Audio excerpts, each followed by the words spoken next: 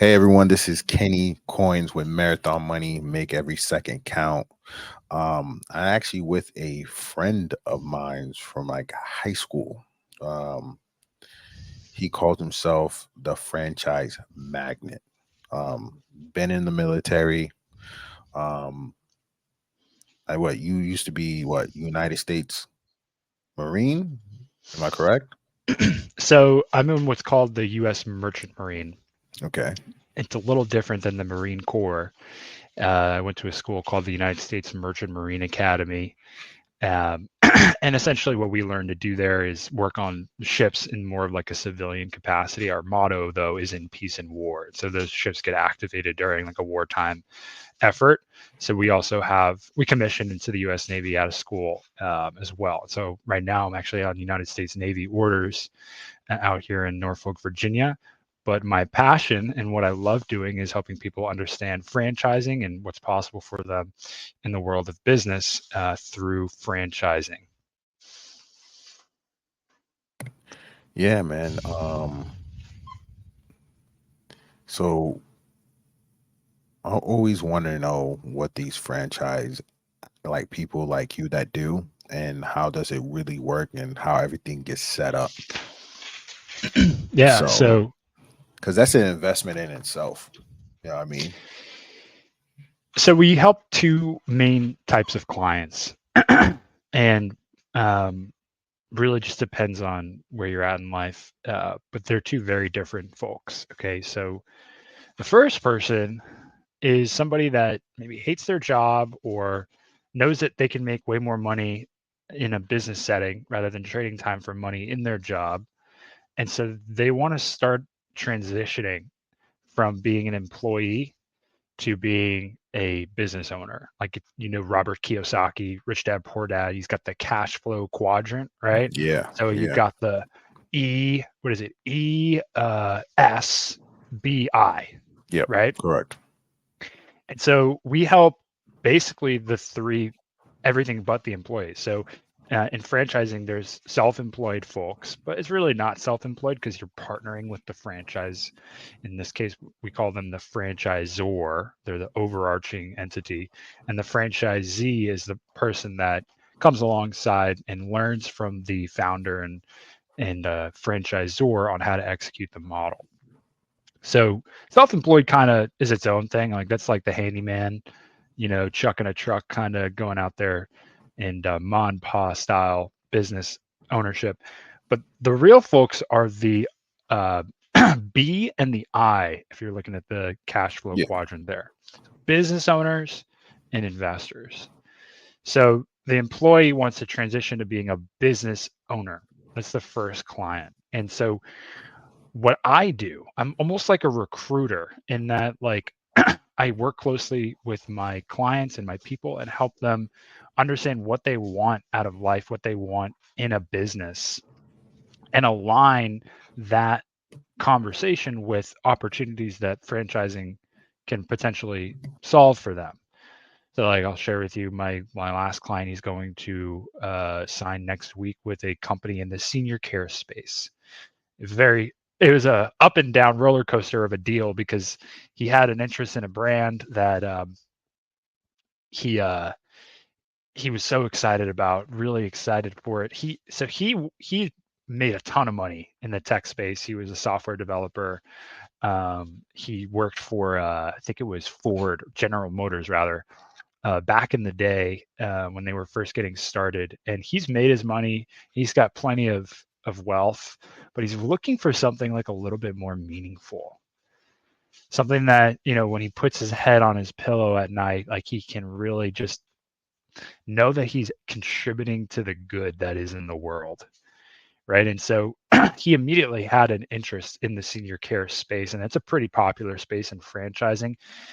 It's almost a little bit about kind of like what I do in that, like, business owners in that space will recruit um, through, connections with hospitals and all sorts of nursing homes and um, all sorts of doctors, right? That to help these seniors that are struggling, maybe their kids aren't even helping them out, find a place to go, like find a a nursing home to ride out the remaining years that they have left in their life in a comfortable fashion. And so that's one space that's very, very heartwarming, that people might join a franchise in that industry just because they want to do good. Like, they don't even care about the money, like my last client. But so he's going to be doing like a full-time gig. Like, he can scale it as large as he wants until he can handle no more. But that's like one style of business and one specific scenario. In franchising, there's probably like 10, 15 different categories that franchising is flourishing in. So like everything from automotive, I'm sure you've heard of Grease Monkey, or like those Pennzoil, like quick lube oil change stations, right? Um, pet care, pet grooming is massive. Ton of mom and pop folks doing it, but in a franchising setting, I mean, that really churns. You can get a ton of business in. Just depends on the marketing, right? Child enrichment, huge space. Obviously, restaurants, right? But really, what I help these folks understand is, what sector they want to look into. What do they want to do? What excites them? Because ultimately, you're not going to be putting effort and time and money into a category that you don't really care about. But anyway, that first type of client, he's going from the E section to the B section, employee to business owner. Now the other client that I work with, he's the I. So maybe he or she already has multiple businesses. Maybe they've already bought into, grew, and sold out of and exited franchises in the past. And now they want to do something a little bit bigger. You could think these are the folks that are after like the golden goose in franchising, like the golden goose being like, 5, 10, 15. You hear of people owning like 20, 30 Dunkin' Donuts, stuff like that. They show up to a location, everything's taken care of. There's nowhere for them to sit. Employees have to ask them to leave because they're, everything's taken care of.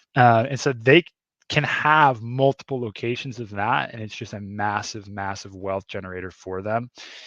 And then all they do is really delegate, and the systems run the business, right? And so the phrase that is pretty common in franchising is people run the systems run the business.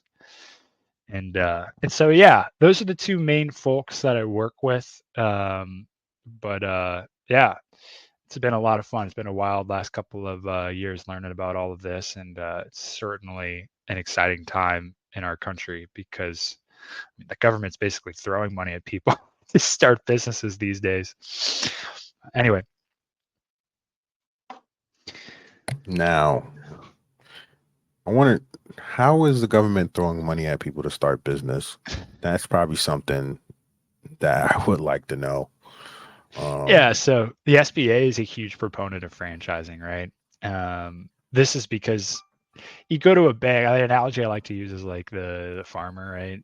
If the farmer has zero plans, he's got an idea in the back of his head. He goes up to the bank in his cowboy boots and his cowboy hat, and he's like, I want a loan for $1 million. I'm gonna raise some cattle, like bank's gonna like throw him out, they're not gonna give him that money.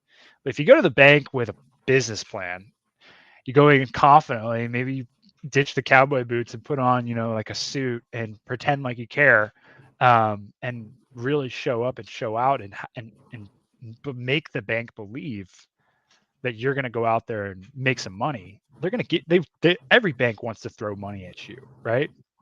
And so in franchising, you have a proven model and a proven system that's being executed across the country. When a bank sees that other locations are functioning and they see the depth and the support of a really great franchisor, bank's going to throw money at that. Like, yeah, go do your thing, man.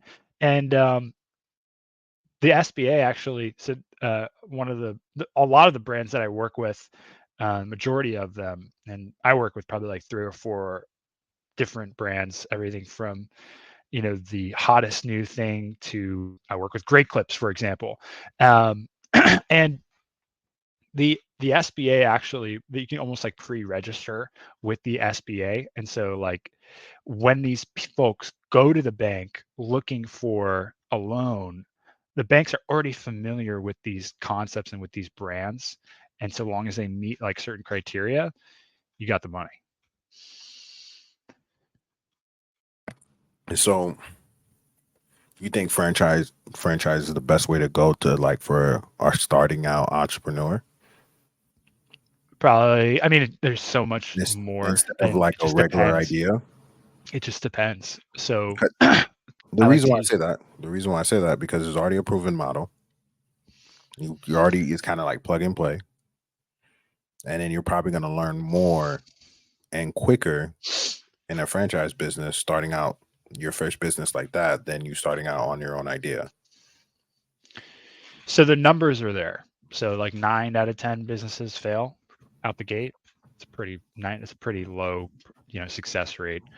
Whereas I think it's like 80% of franchises make it past the 5-year mark. And the average franchise agreement is a 10-year agreement, longer than the average marriage in the US. But the reason I say it depends, okay, franchising is not for everyone. And like the term entrepreneur, right? So like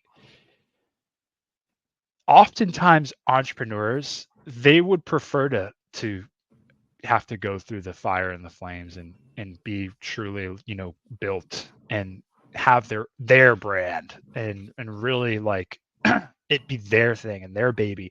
And sometimes they can't even if they wanted to um, do things other people's way. And so that's why I say it depends. If you could follow a system, if you have faith, which is, you know, probably like the most important aspect in business is being able to see it before you believe it, right? And if you get along with people, you can do those three things. You'll do great in franchising, but it requires faith. It requires you to be able to follow systems. So following the systems in faith, and you got to get along with people, right? Because ultimately, it's all about relationships. It's not what you know; it's who you know. And so I know in my own brokerage network group, which by the way, we helped over 1,500 new business owners get placed into franchising last year alone. Um, I would not be where I'm at today if it wasn't for the relationships that I had built and the mentorships that I was able to somehow stumble across. And I'm super grateful for that. But yeah, you definitely need those three things to be able to make it in franchising. It's not for everybody. No, I don't think franchising is for everybody after you said all that. But it just, logically, in theory, you would think maybe somebody starts off franchising in as their first business, maybe do it for 5 to 10 years. You think that that's going to be easier to teach you about QuickBooks, about taxes, about how to manage people, talk to people, how to deal with customers. Um, 100%. Yeah.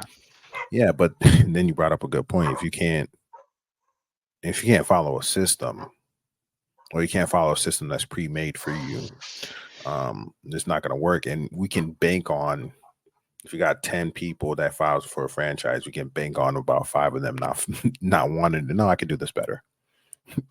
I don't know that those are the numbers. But yeah, if you're not in a business, if you're an employee and you've never been in a business before, but you got grit, you got hustle to you, and you want to like do something with your life, I think franchising is a fantastic route because ultimately, like, you don't have anything to lose. I think it was Alex Hermosi who said something along the lines that maybe he quoted somebody, I don't know, but he was like, the most dangerous person is the one that has nothing to lose every time.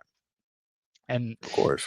if you're an employee stuck in your job and you're just trading time for money and you want to create some better life for yourself and you're willing to let go of your ego that you didn't come up with the cool idea and you're willing to execute in a model even though it might not make sense to you, who are you, right? You're an employee. Of course it's not going to make sense to you.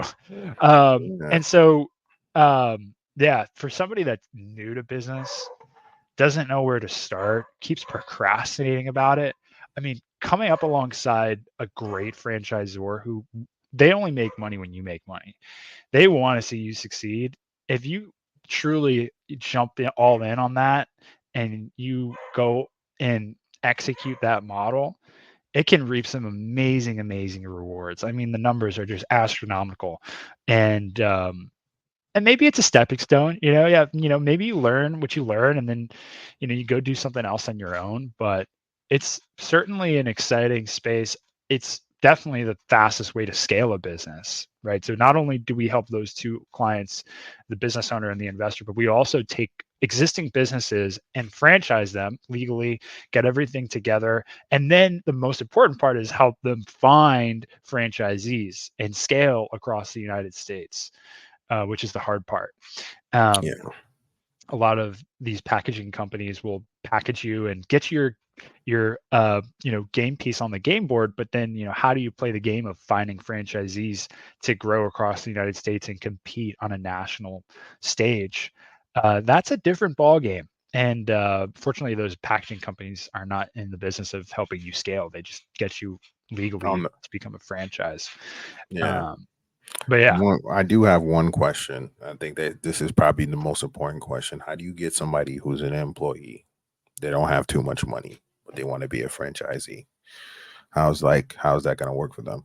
yeah. So the common phrase, it's not about the resources, it's about being resourceful. And that's probably the staple of every entrepreneur's success story, right? Um, I don't know why Alex Hormozy's top of mind right now, but I think he went like 7, 8 months in his first business that ended up succeeding, only making like $1,000 or something crazy. So like if you have a friend where you've got a grandfather or an uncle that believes in you, right? Or just somebody at your local school or church or whatever, right? Who's got money, you've got a relationship with them. You can go and pitch to them almost like you're on Shark Tank or something, and let them own a piece of your company. Let them be an investor into your business, and then you go out and put the sweat equity in, because all you got is sweat equity, right?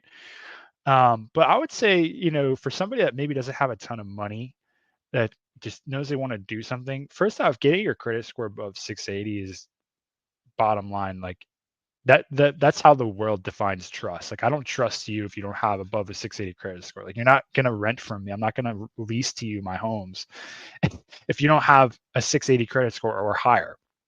And that's purely because I can't trust you. Um, and so like I would say, like, start there, grind, pay off your credit cards, put one fire out at a time, realize it's mostly mental. It's a mostly mental shift. If you're young, you could be working 18 hours a day. I work 18 hours a day. Um, and then start saving and cultivating relationships and talking to people. I mean, there's so many programs. I use a program called Dripify. It grew my LinkedIn from like 400 people a year and a half ago to 5,000 followers. I just felt like it was overnight. And you know, I I have sympathy for folks that maybe feel like they're stuck, but also like that's why they call it bootstrapping. Like you gotta like get up and do something. It's totally possible. It's never been easier. It's never been simpler. It's not easy. It's hard What's work. It's When you simple. first get into a franchise, what do you think is the most common struggles people's going to face? Yeah. Um, Depends on the model. So like if you have a brick and mortar build out, brick and mortar can take anywhere from 2 to 9 months. We were seeing with the supply chain shortages to open your doors. So for somebody, let's say they open up like, I don't know, a massage clinic, right? They got to find the perfect spot. They got to negotiate the lease. They got to get that lease signed. Then the construction starts. They got to build all that out, work with the city, get all the permitting done right. Then once all that's done, they can open their doors for business. And so the hardest part is signing and wiring a bunch of money and then not seeing any money come back for like a year. Right? That's probably the hardest part for some folks. I Now, think that's the hardest part for a lot of people. yeah, it can be scary. No risk, no reward, though, right? Yeah, Now, you got to take those. You got to take those risks because if you don't, you're gonna be stuck in the same position. yeah, you know, um, that is not the case, by the way, for like home service models, like things like Two Men in a Truck franchises, stuff like that, junk removal franchises, any kind of like, we call it service models. So like essentially there's really no like location for the business. You maybe have like a fleet of vehicles and you're just driving around the town taking care of people's service that they need. Those start up way faster. Depends on the model, but and what you have going on, but it can be anywhere from 3, 4, 6 months before you're profitable and making money. And so that's much more encouraging than dropping a bunch of coin and then waiting a year just to see your doors opened. Yeah, Um, that is more encouraging, man. So I kind of want to get into more about you, man. It's like I see that whiteboard behind you. oh, that's It's a like, different project, but yeah, we could take a look at it. Hold on, let me just do one thing here because I wanted to pull this up earlier, but sorry. So this is I'm starting a YouTube page on Christianity. Let me oh load man, this. dude. Yeah. So this is really cool. So one of the things I noticed about like the Christian influencers online is they all make like a bunch of money off of people suffering and like struggling in life. And that's kind of like Christ like flipped the tables, like if you remember like the Uh, Jews were, selling at like, the temple. yeah, they were selling sacrifices to the people that needed to make sacrifices because they were stuck in their sin, right? And they're making a bunch of money off of people suffering, and I kind of hate that. And so I'm starting a YouTube page um, where I'm going to give 100%, and pretty much in every video I'm going to call these influencers out that are making money off of the name of Christ, and give 100% of the money that I make from this page away. 100%. And so I'm pretty excited to do that. Just first off, it's going to grow my understanding of the word, and it's just been a lot of fun. But this video is the 3 blind spots that Christians miss when trying to figure out why they don't have any peace. And so real high level, it basically comes down to, do you have faith? Do you have a relationship with Christ? And are you being obedient to Christ?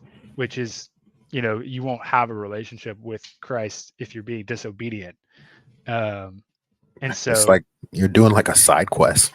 yeah, no, I literally just made a post about that on my X the other day. So I like, said, side projects are way more fun when like you call them side quests. yo, I'm doing a whole right. What we're doing right now, man, on this thing is a side quest. It's like I Yeah. don't, you know what I mean? It's like that's a whole side quest, man. That's actually pretty amazing. Unique, different, out of the box thinking. Yeah. Don't have never heard of it, never seen it. Bet it be pretty cool to see it grow, see what happens. Um, Thanks. you're gonna have to look at the world and the word 100% differently. Yeah. I think another big reason why I wanted to start it was because like some folks just have a hard time, especially when there's people starving around the world, taking the word of God from a guy who's comfortable, overweight, in a bow tie. You know, I really like the overweight one. That really pisses me off when I see a pastor who's like 200 pounds overweight, and it's clear that you are engaging and stuck in your flesh and you're out here up here preaching. But anyway, we all need grace. But the point is, um, I wanted to be a dude standing in front of a whiteboard in a ball cap, like just like spreading the word, like rather than being, like a pastor up on a stage with buy my book, like dude, get out of No, here. man, I completely hear you, man. The people, and I'm not trying to get on churches. Yeah, Trying to get on that, but like church is a business. It's totally. it's it's a it's a whole business. Anybody that try to say it's not, it's a business. You got to pay to keep the lights on. You got to get people to come so they can offer their offerings. It's a whole business, and churches make investments and all that stuff. So I agree with you. You're right. You know what I mean? Yeah, I think it's some 90% of Christians today don't actually live out a biblical worldview. So that's another reason why I wanted to start this, and just really help people see it, and hopefully I can strike a chord. But that's my side quest. Hopefully I can really, another cool part about it is I could learn, like, I just got off with these folks over in the Philippines that are gonna kind of do all the hard work for me. I'm just gonna stand up in front of a camera.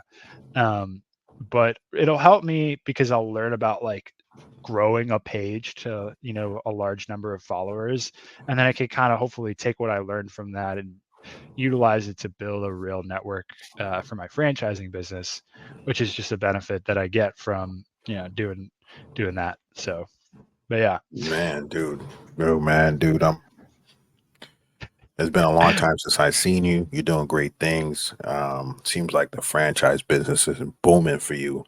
It is, man. Um, but we got a link. I appreciate you was able to come on the show. Appreciate to hear your wisdom, your knowledge. Love the side quest. Always for people doing side quests. It does take you on a different adventure. Takes you on a different learning adventure. Um, but man, I do appreciate you. Hey, everybody who wants to start a business, try to look into a franchise first. Hit the franchise magnet. I'm definitely gonna. Do you have a Instagram? So I'm working on building that. I do have one. It's called the Franchise Magnet. The best way to reach me is my personal cell. You can shoot me a text or give me a call. Phone number is 239-250-1760, or shoot me an email at Magnus, Magnus, at thefranchiseconsultingcompany.com. And you could also just Google the Franchise Magnet, and my link tree should pop up there. Other than that, yeah, I forgot to mention I work for free basically too, which is, like, a lot of people don't even realize, like, consultant working for free, what? So, like, I have a contingency model. So, like, only if you are partnered with an awesome franchise and the franchise likes you and you guys shake hands does anybody ever get paid. And so I work for free, y'all. Yo, I'll talk to you offline how you make that money, man. All right, man. Peace. God Thank you everybody for bless. watching. Appreciate y'all. Thank you, Magnus.